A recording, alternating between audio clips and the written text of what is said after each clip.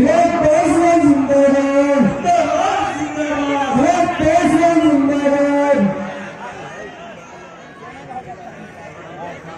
ही युवा मोर्चा की तरफ से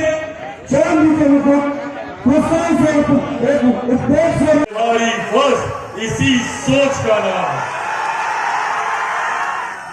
इसी सोच को लेकर, इस संकल्प को लेकर हम लोग आगे बढ़ने का काम कर रहे हैं, ताकि आने वाले दिनों में किसी भी बिहारी युवा को बिहार छोड़कर दूसरे राज्य न जाना पड़े।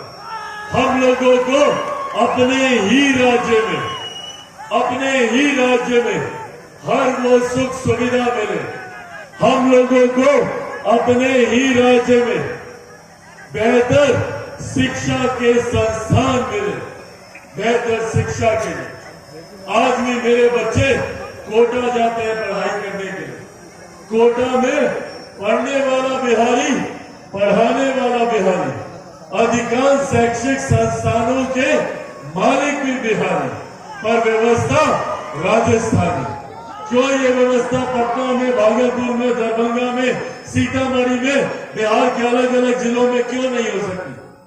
ये व्यवस्था हम लोगों को बनानी होगी। इसी की बात बिहार फर्स्ट और बिहारी फर्स्ट करता है।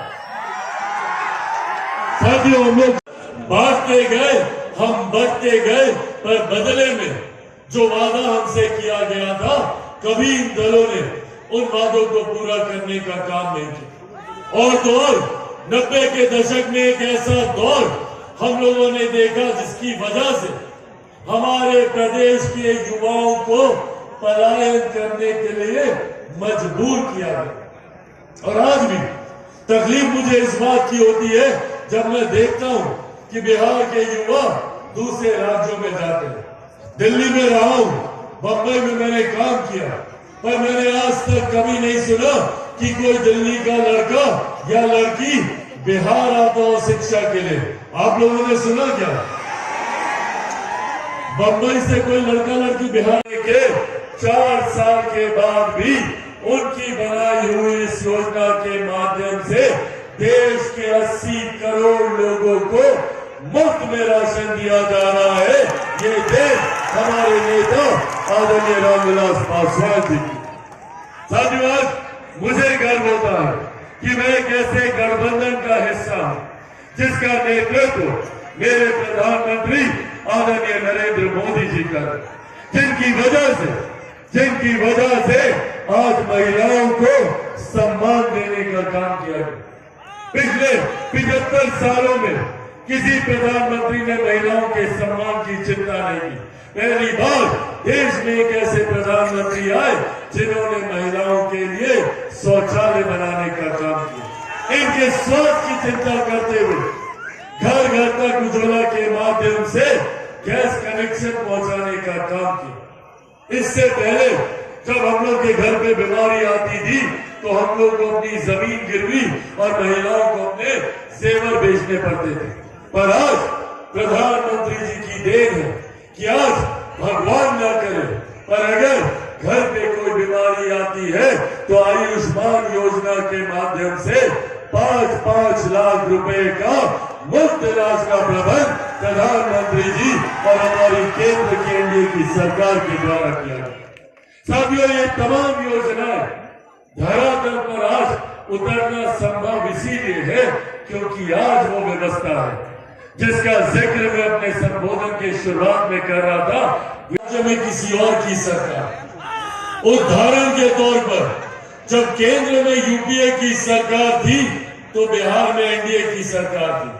जब केंद्र में एनडीए की सरकार आई तो बिहार में महागठबंधन की सरकार आई। लगभग 27 साल हम लोगों ने ऐसे बिताए हैं जिसकी वजह से केंद्र और राज्य सरकारों में विरोधाभास रहा।